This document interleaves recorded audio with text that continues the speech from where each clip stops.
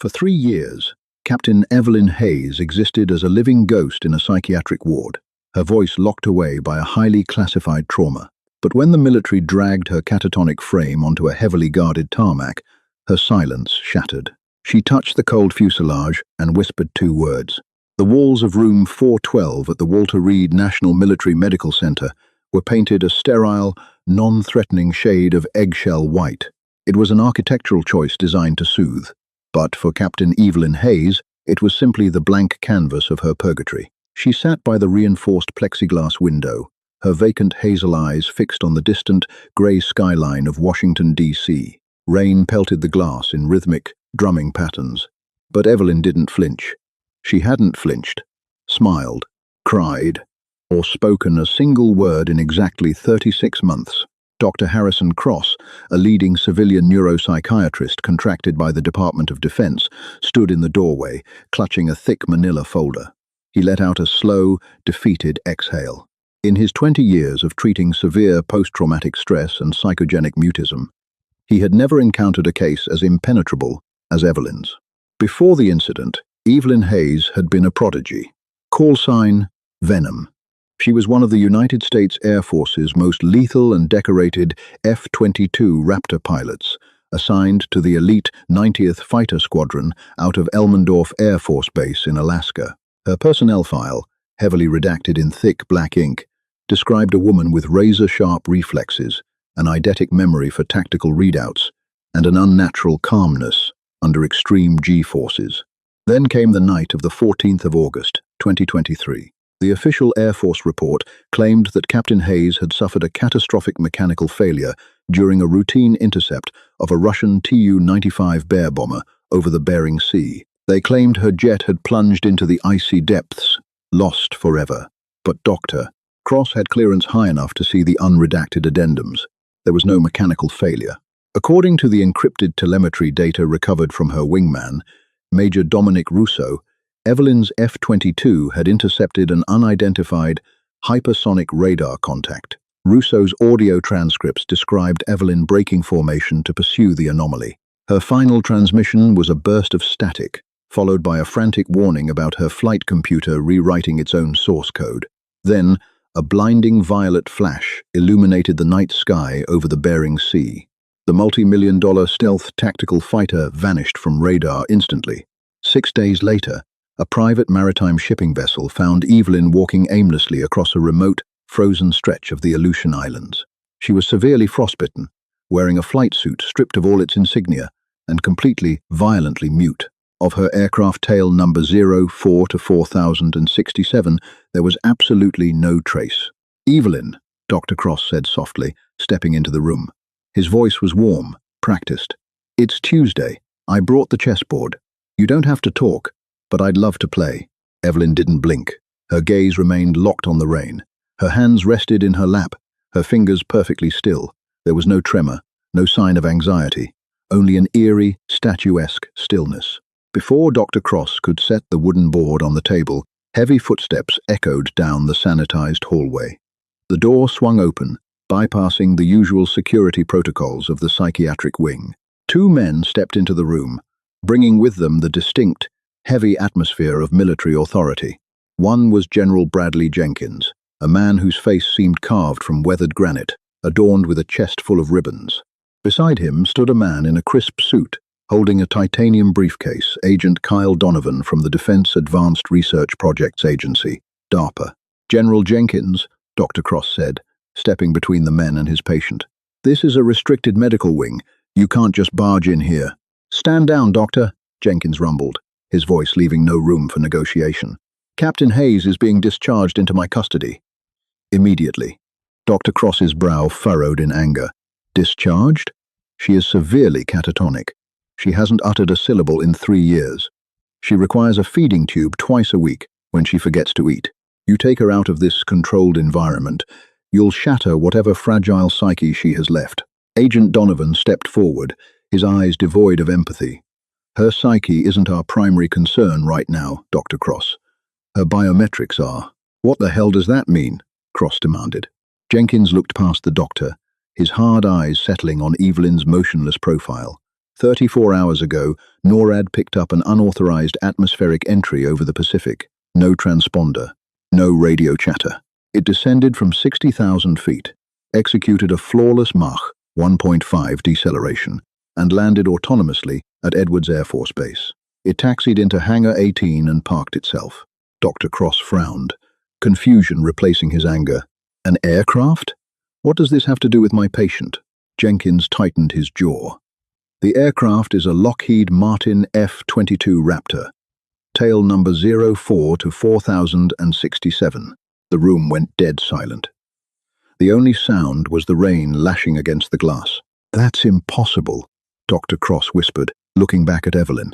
Her jet was lost at sea. Even if it survived, a fighter jet doesn't fly itself back 3 years later. We know it's impossible, Doctor, Donovan interjected coldly. The jet is structurally intact, but the radar-absorbing material has been fused with an unknown metallic alloy. The cockpit is sealed shut. The internal systems are running off an encrypted loop that our best cryptographers at the NSA can't crack, but it is broadcasting a single, continuous, narrow-band signal. Donovan unlocked his titanium briefcase and pulled out a digital audio player. He pressed a button. A rhythmic, electronic pulse echoed through the room. It sounded like a heartbeat. That, Donovan said, is a digitized replica of Captain Hayes's neural frequency. The jet is locked. It is waiting for its pilot. Dr. Cross turned to look at Evelyn. For 3 years, she hadn't reacted to a single stimulus. But as the electronic heartbeat pulsed from the DARPA agent's speaker, a terrifyingly subtle shift occurred. Evelyn's right index finger twitched. Once, twice. She slowly turned her head away from the window. Her hazel eyes, previously empty, locked onto General Jenkins. The sheer intensity in her gaze made the hardened combat veteran take a half-step backward. "Pack her things, Doctor," Jenkins ordered quietly, visibly unnerved by the pilot's piercing stare. "You're coming with us to Edwards. We need to know what the hell she brought back with her." The flight from Andrews Air Force Base to Edwards in California was conducted aboard a heavily modified C-17 Globemaster III. The cargo hold was cavernous and vibrating with the roar of 4 massive Pratt & Whitney engines. Evelyn sat strapped into a jump seat, wrapped in an oversized military parka, staring blankly at the metal floor grates. Dr. Cross sat beside her, constantly checking her pulse and blood pressure on a portable monitor. Her vitals were disturbingly calm, resting heart rate of 50 beats per minute, blood pressure perfectly optimal. It was as if she was in a state of deep meditation, or perhaps hibernation.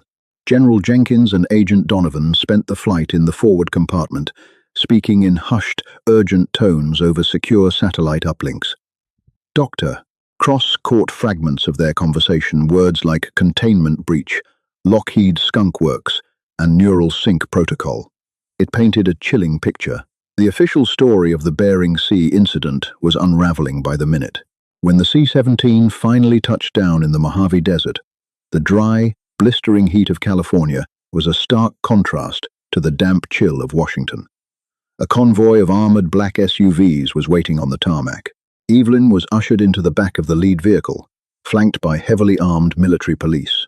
They drove past the main administrative buildings of Edwards Air Force Base, heading deep into the restricted zones that skirted the vast, cracked expanse of Rogers Dry lake bed. They bypassed the standard hangars, approaching a massive, concrete, bunker-like structure built into the side of a sloping hill. This was Hangar 18, a facility rumored to house the military's most deeply classified aerospace projects. The heavy steel blast doors rolled open with a deafening groan, revealing a cavernous interior bathed in the harsh, clinical glare of halogen floodlights. As Evelyn was led out of the SUV, Dr. Cross stayed close by her side, his medical bag gripped tightly in his sweating hand. The hangar was swarming with personnel, dozens of engineers in white hazmat suits, heavily armed sentries, and DARPA scientists were buzzing around a central platform. Sitting in the center of the room, surrounded by scaffolding and diagnostic computers, was the ghost ship. It was unmistakably an F-22 Raptor, but it looked profoundly wrong. The sleek, predatory lines of the aircraft were intact, but the fuselage was no longer the standard matte gray.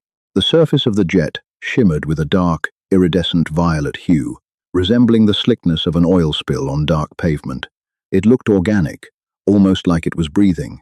Thick frost clung to the leading edges of the wings, despite the stifling ambient heat of the Mojave Desert. Dr. Cross stared in awe and horror. What in God's name happened to it? "That's what we brought her here to find out," Jenkins replied, his voice echoing in the vast space. They walked Evelyn toward the security perimeter set up around the jet. As she stepped within 50 feet of the aircraft, the massive banks of diagnostic computers surrounding the platform suddenly flared to life. Alarms began to blare. "General!" a panicked Lockheed Martin lead engineer shouted from a terminal. "The aircraft's internal power matrix is spiking. It's reacting to her proximity." "Hold your fire. Nobody draw a weapon," Jenkins ordered the nervous security detail, raising his hands. Evelyn stopped. For the first time in 36 months, she initiated a movement entirely on her own. She shrugged off the heavy parka, letting it pool around her ankles on the concrete floor. Underneath, she wore standard hospital scrubs, but her posture transformed. The frail, catatonic patient vanished.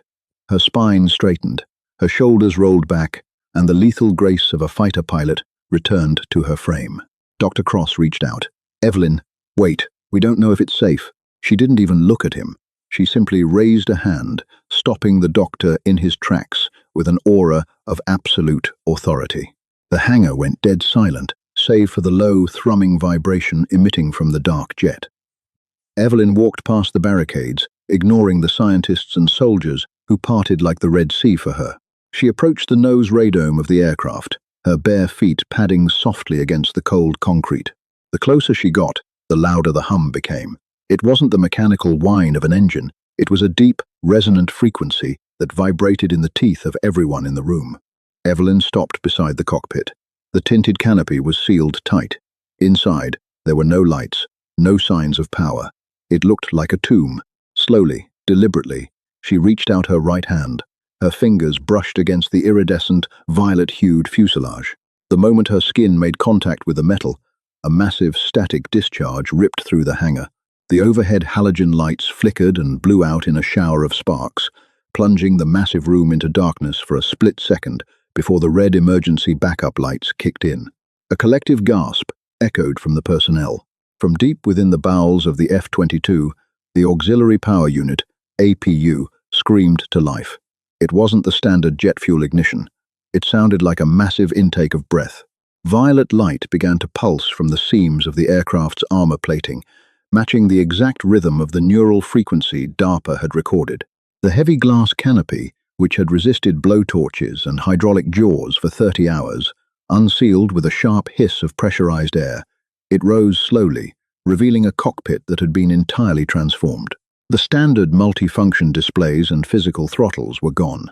In their place were smooth, glass-like surfaces pulsing with shifting bioluminescent code. Evelyn stared into the illuminated cockpit. The reflection of the violet light danced in her hazel eyes.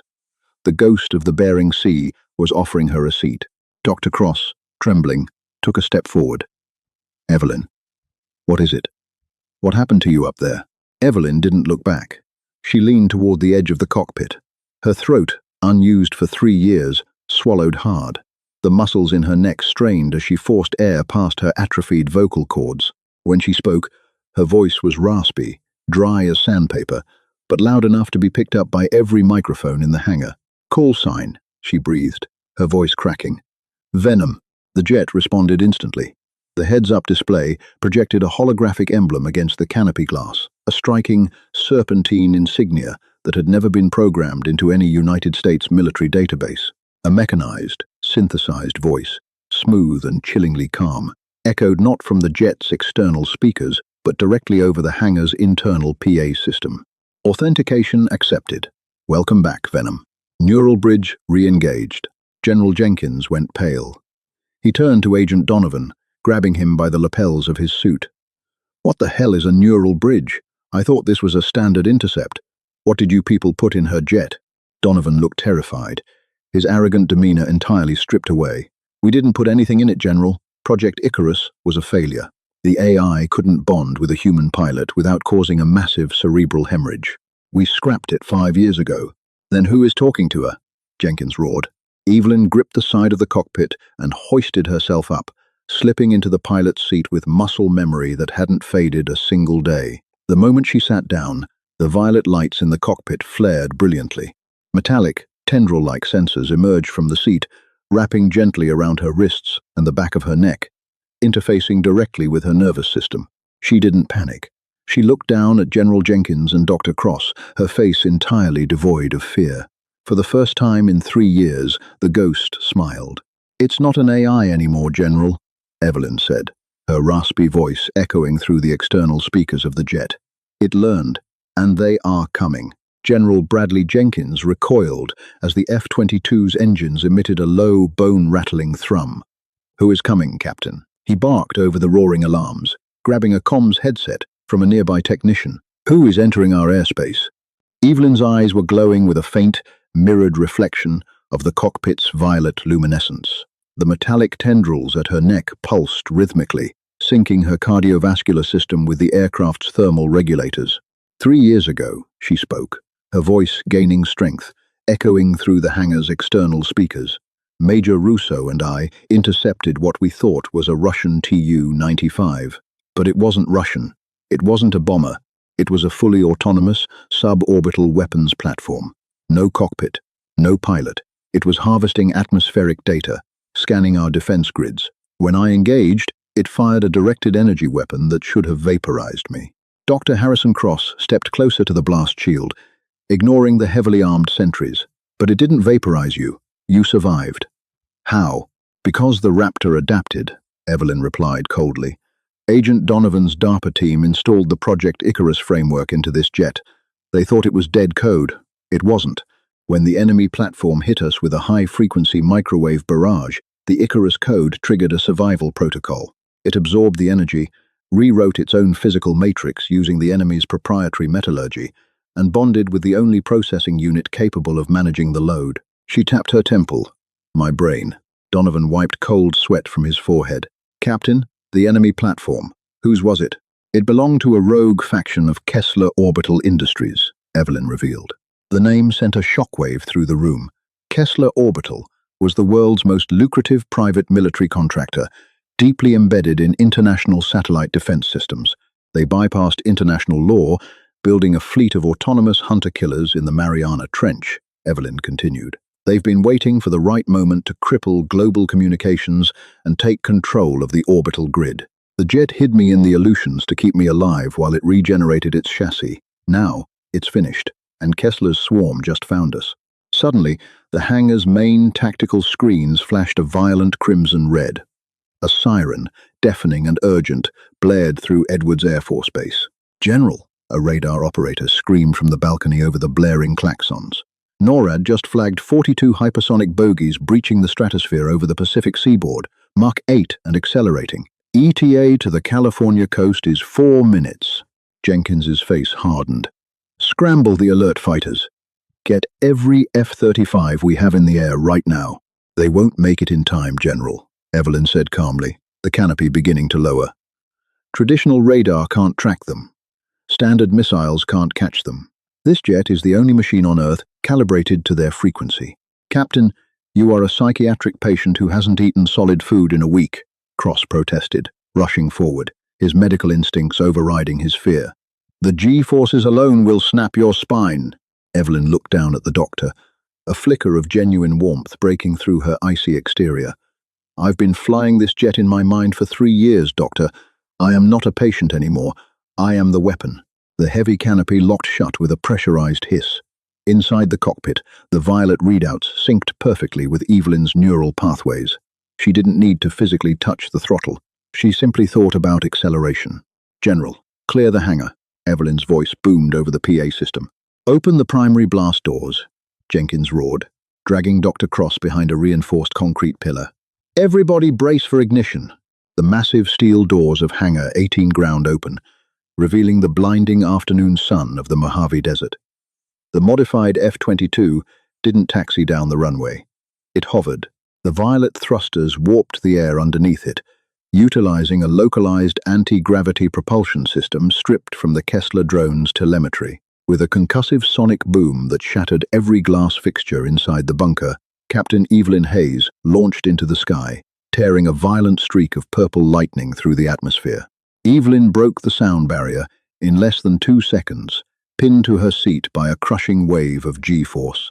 But the pain never registered. The neural bridge filtered out the physical agony, converting it directly into raw, tactical data. Through the augmented reality of her biosynced helmet, she didn't just see the sky, she felt the barometric pressure, she tasted the wind currents, and she sensed the intense electromagnetic signatures of the incoming swarm.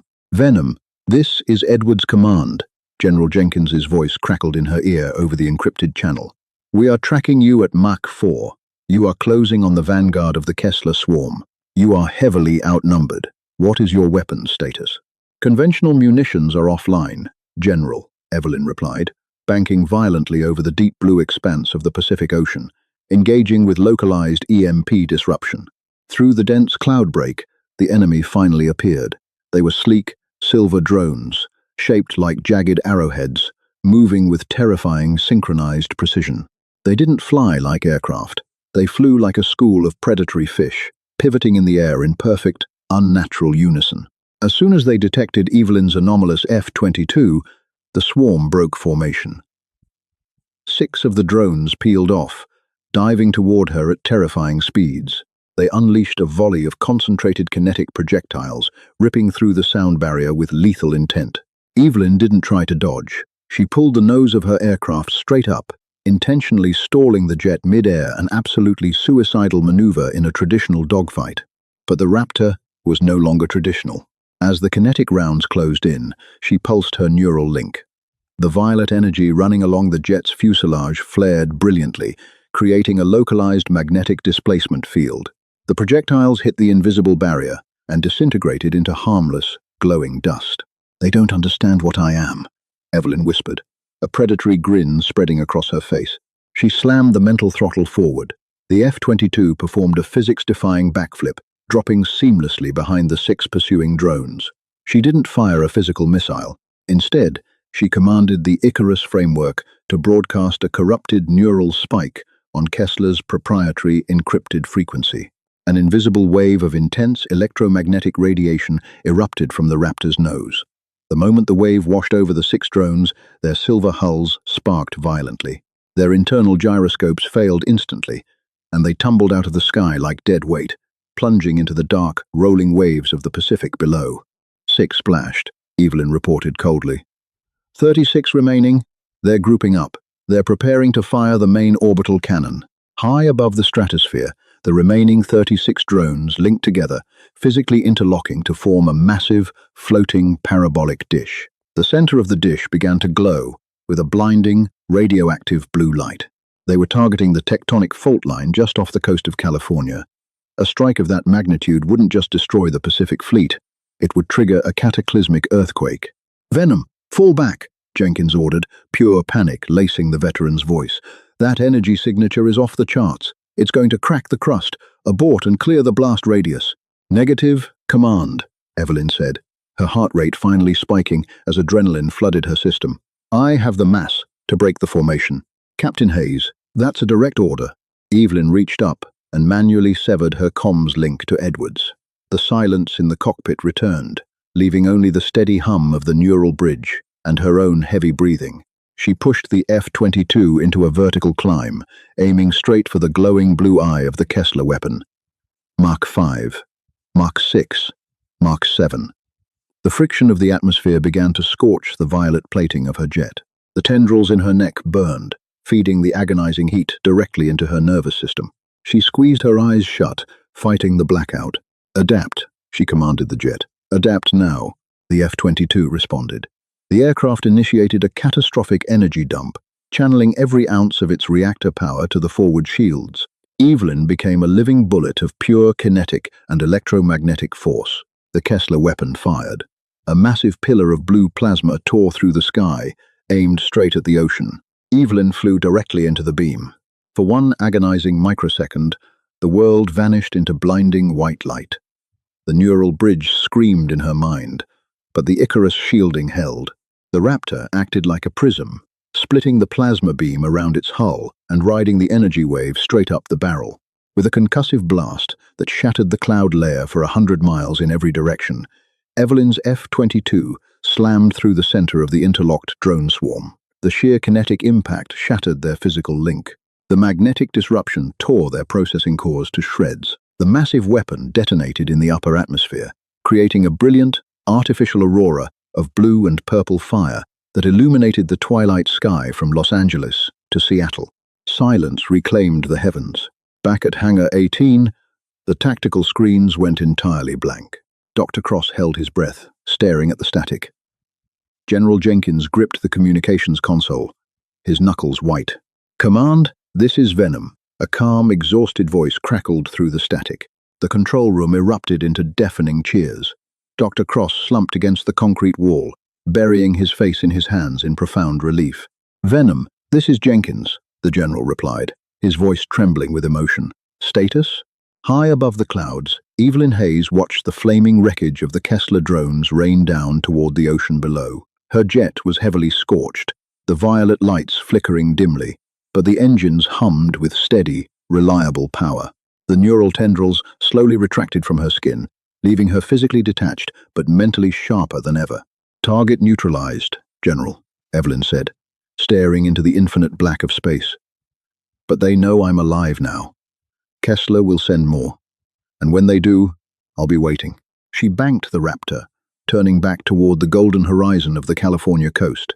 The ghost of the Bering Sea had returned, and she was the only thing standing between humanity and the storm. Did you enjoy this heart-pounding tale of Captain Evelyn Hayes and her incredible return to the skies?